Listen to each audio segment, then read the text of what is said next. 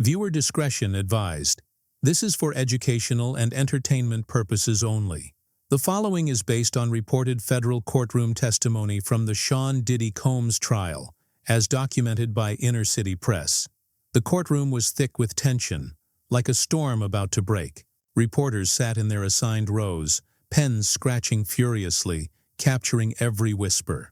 Lawyers leaned close, exchanging hushed strategies, their faces tight with focus. Everyone was waiting for the next witness, the air heavy with anticipation. Then the back doors swung open and Will Smith walked in. No announcement, no legal team, no entourage, just him, moving with a quiet determination that silenced the room. Gasps echoed through the crowd.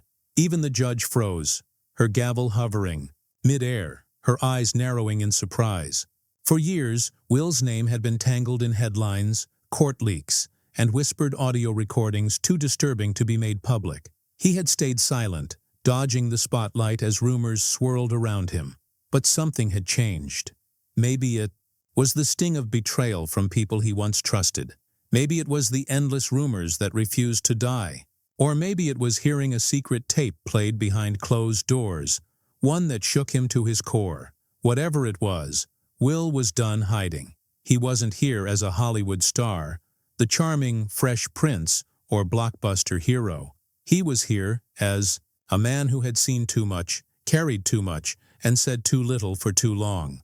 When he began to speak, the courtroom wasn't prepared for what he would reveal. His words about Diddy, about the parties, the manipulation, the fear, weren't just shocking. They were a warning, a signal that something dark had been buried for years, and it was time to bring it into the light. The trial had started like any other day. The room buzzed with low conversations, a hum of nervous energy. Reporters hunched over their notebooks, scribbling every detail they could catch. Lawyers whispered plans, their voices barely audible. Diddy sat at the defense table, looking smug, his posture relaxed, like he was untouchable.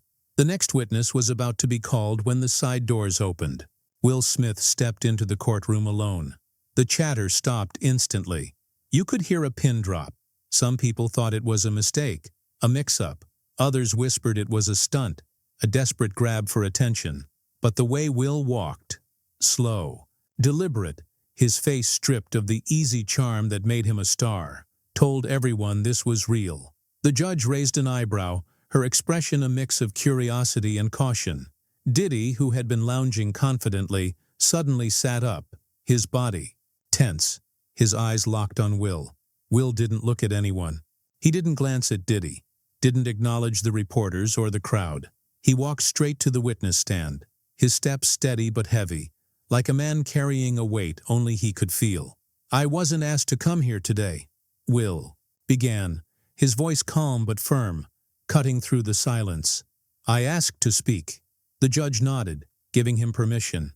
From that moment, the entire trial changed. What Will was about to say wasn't part of any news story, any social media leak, or any tabloid rumor. It was something that had haunted him for years, something that began at a party no one was supposed to talk about. "I've kept a lot inside for a long time," Will said, his voice steady but carrying a quiet pain. "I've laughed on red carpets, smiled for cameras, won awards, made movies about honor and strength, but none of that can hide what I saw, what I went through, and who was behind it." He turned slightly, just enough to face Diddy. "You did this." The courtroom held its breath, the air thick with shock. Will's story began like so many in Hollywood, with an invitation. It came through a mutual contact, someone he'd worked with before, someone he trusted. They described it as a celebration. Diddy's birthday party, nothing wild, just music, networking, a chance for stars to relax and connect. Will had been to events like this before, glitzy, exclusive, but familiar. He didn't question it. He thought it would be a fun night, a break from his busy life. But the moment he arrived, he knew something was wrong. The party was at a massive mansion in the hills, hidden away from the city. Black SUVs lined the front, their windows dark, security guards stationed at every entrance. "The second I stepped inside, they took my phone," Will said, his voice low. "They said it was for privacy, to protect the guests. But it felt different, like they didn't want anything getting out. He was ushered inside, past heavy doors and down dimly lit halls. The music was strange, low, rhythmic, almost hypnotic, not the upbeat vibe he expected. The lights were dim, casting shadows across the room. There were no cameras, at least none he could see, but mirrors lined the walls, reflecting every move. It felt like someone was always watching, like the room itself had eyes. Will mingled for a while, had a few drinks, made small talk with familiar faces. Then Diddy approached him directly. He said something like, "Now you're part of the family," Will recalled. He smiled, but it wasn't warm. It was like he was claiming me, like I belonged to him. Will said Diddy led him to a back room. He thought it was for a private conversation, maybe about a business deal or a new project. Instead, what he saw shook him to his core. The room was filled with people. Men, women, some he recognized from movies and music, others who looked too young, far too young to be there.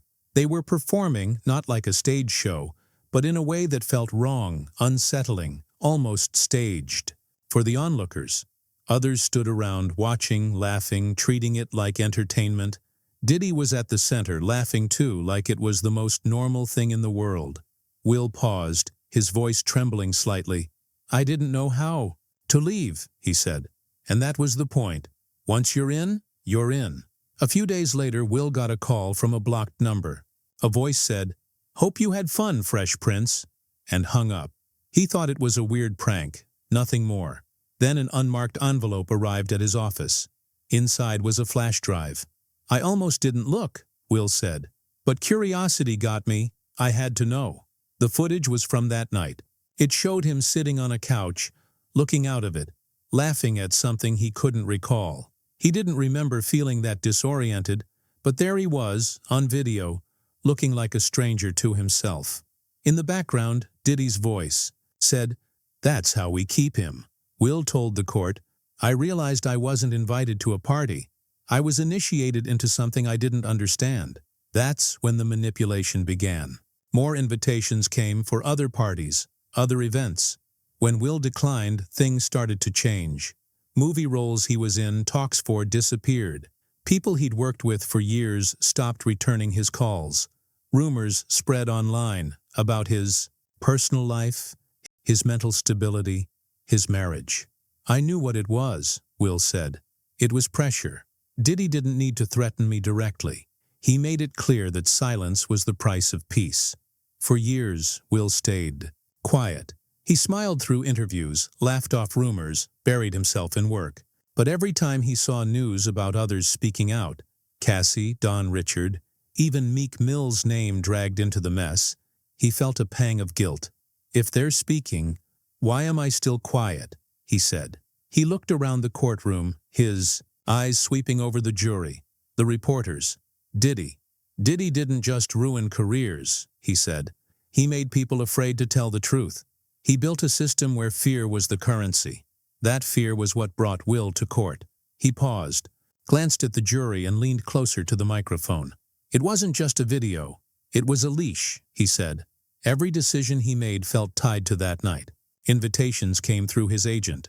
Events, meetings, projects, always with a subtle hint of Diddy's involvement. When he said no, things shifted behind the scenes. "I'd decline a Diddy event, and the next week, a project I was set for would lose funding," he said. It wasn't once or twice. It was a pattern. Diddy didn't need to make threats himself. He had a network, PR people, bloggers, producers, who could make problems appear or opportunities vanish with a single call. Will described one specific incident in 2013. He was in final negotiations for a major campaign with a top luxury brand. He'd already shot the first lookbook. Everything was set. Then, after declining another Diddy event, the deal fell apart. No reason given. 2 weeks later, gossip blogs posted stories about him, details so specific, so personal, only someone with insider access could have known. It was psychological warfare, Will said. You start to feel like you're going crazy, like you're paranoid. But then you see the patterns, the punishments. You realize you're not imagining it. "You're being boxed in." Will said he wasn't alone. He knew other celebrities faced the same thing. "Some are silent because of contracts that bind them," he said. "Some are scared they'll be exposed the same way I was." He turned to Diddy, his voice steady but sharp. "You didn't just collect people. You controlled them." The courtroom was silent, but everyone knew exactly what he meant. Will's testimony went deeper. Diddy's influence wasn't just over artists. It stretched into the heart of Hollywood. Will recalled a charity gala in 2016, a glittering event packed with powerful figures from music, film, politics, and tech. Behind the scenes, they were all thanking Diddy, treating him like the glue holding their world together. Will saw an executive from a major streaming platform hand Diddy a USB drive, whispering, "Only you have the final cut." Will didn't know what was on the drive, but it confirmed what he'd feared.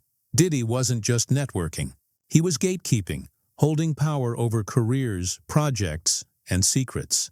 Will saw actors, rappers, and public figures act strangely around Diddy, laughing too hard, agreeing too quickly, like they were desperate to stay on his good side. "They weren't his friends," Will said. "They were his survivors." He stayed silent for years because he thought speaking out would end his career. "But then I realized I'd already been blackballed, just quietly," he said. "No official blacklist, just whispers, doubts and doors closing one by one."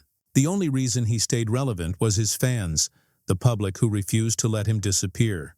Over time, he started noticing Diddy's presence everywhere, in old footage, photos from events, after parties, press junkets. "He was always there," Will said. "If not in person, then in power, pulling strings behind the scenes." The breaking point came when Will heard about secret audio tapes played in court. A trusted contact called him, their voice low and urgent. "You're on one of those tapes," they said. "They played it yesterday. People are talking." Will didn't believe it at first. The idea seemed impossible. But that night, he couldn't sleep. He stayed up, replaying memories. The party, the blackout, the envelope, the blocked calls. "It was all a system," he said, "and I was one of its victims." The fear wasn't what broke him. It was the humiliation. "I realized that if I didn't speak now, my silence would become my legacy," he said. "My kids would see these headlines. My grandkids might see them. I couldn't live with that." He called the prosecution himself, his voice firm. "I told them I'm ready. Whatever you need, whatever questions you have, I'll answer them." When the prosecution offered to play the tape, Will hesitated. "I wasn't sure I could handle it," he said, but he knew he had to. They played it behind closed doors. No press, no jury, just the judge, the lawyers, and Will. "I heard myself laughing," he said, his voice slow and heavy. "It wasn't real. It was hollow. I sounded drunk, no, drugged." The audio had slow music, low voices, occasional cheers or shouts.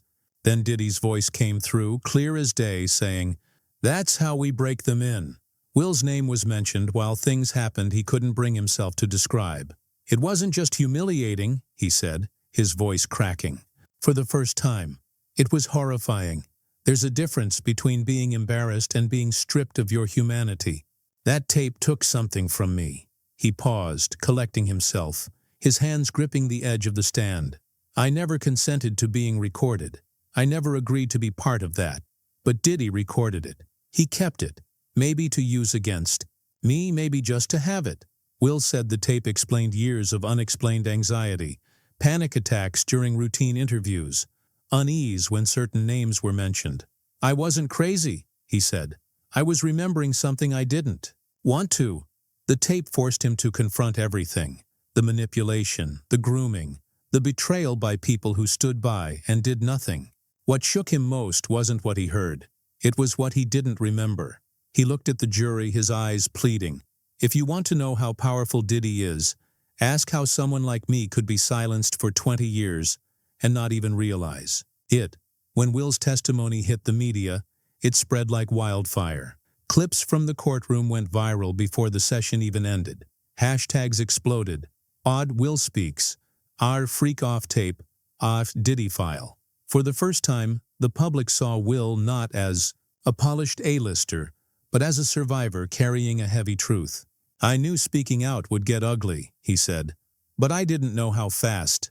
Within 24 hours, he lost 2 major brand endorsements. A studio paused promotion for a film he'd already shot, but he shrugged it off. "I'd already lost something more valuable years ago. My voice," he said. Calls and texts poured in, some from actors, producers, and directors thanking him quietly, others warning him of the consequences. One said, "You don't know who you just declared war on." Another called him radioactive.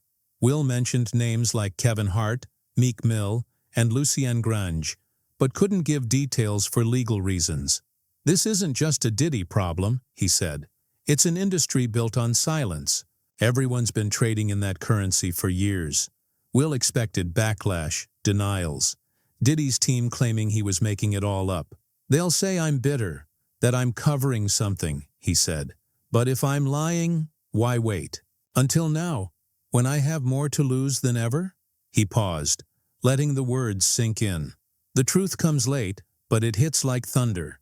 The judge allowed Will to speak directly to Diddy. He stood from the witness chair, walked a few steps closer, and looked him in the eye. "You built an empire on manipulation," he began, his voice steady but sharp. "You called it success, culture, love, but all you built was fear." Diddy sat motionless, his lawyer whispering urgently in his ear. Will didn't blink. "I saw what you did to those girls. I saw what you did to me. I heard what you said about me when you thought I wasn't listening. You broke people for sport." He pulled out an old photo from 2004, taken before the first party. "This was me," he said, holding it up for the court. "I haven't seen that man in years." He turned to the jury.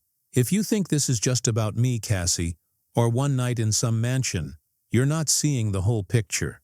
This is about a network of power designed to silence truth. If we don't tear it down, it'll keep going." He faced Diddy one last time. "You said nobody parties like you. Well, nobody lies like you either." Will picked up his things and walked out of the courtroom without looking back. Diddy sat pale, his hands trembling, no longer the one controlling the room. The jury was emotional, some with tears in their eyes. Even the judge looked shaken. Her composure rattled. Will didn't stop for the press outside. He walked out of the courthouse, head high, but his shoulders carried the weight of 20 years of trauma. When reporters asked if he felt relieved, he said, "Relief isn't the right word. It's just finished." Hollywood went into a quiet panic. Executives canceled meetings, agencies paused deals, and people who once called Will family issued vague statements about truth and concern. Behind closed doors, PR firms sent memos urging clients to distance themselves from Diddy. The internet did what it does best, resurfacing old clips. Diddy with A-listers at parties, tense footage where everyone looked uncomfortable, interviews where guests dodged questions about him, Will flinching when Diddy's name came up years ago. Fans saw pain in old Fresh Prince clips, where Will's smile now seemed forced. They were furious, not just that Will carried this alone, but that whispers were dismissed as conspiracies, that the system stayed silent for so long. The day after, Will posted a black-and-white photo from 1993, a young actor smiling on a film set, full of hope. The caption read, "He didn't know what was coming, but he made it through. I'm proud of him." No hashtags, no names, just those words. The post went viral, shared millions of times. Survivors, especially men, flooded the comments saying, "You gave us a voice." One wrote, "If Will can speak, so can we." In court, Diddy's team scrambled. Rumors spread of more subpoenas, not just for musicians or assistants, but for executives at labels, distribution companies, even media conglomerates. Will's testimony didn't just expose Diddy, it cracked open a dam, and the flood was coming. Insiders whispered about more tapes, audio, video, some involving other public figures. The court sealed them for now, but if they leaked, the industry could collapse. Will didn't return to work right away. He canceled appearances, declined interviews, and focused on his kids, on healing. A friend told Variety anonymously, "He's not pretending anymore. He's finally healing." Before the day ended, the judge made a rare statement. What we heard today wasn't just testimony. It was a reckoning. This court acknowledges the courage it took to deliver it. The final image wasn't of Diddy or Will. It was the jury, sitting motionless, processing everything they'd heard. In that silence, one thing was clear. The era of silence was over.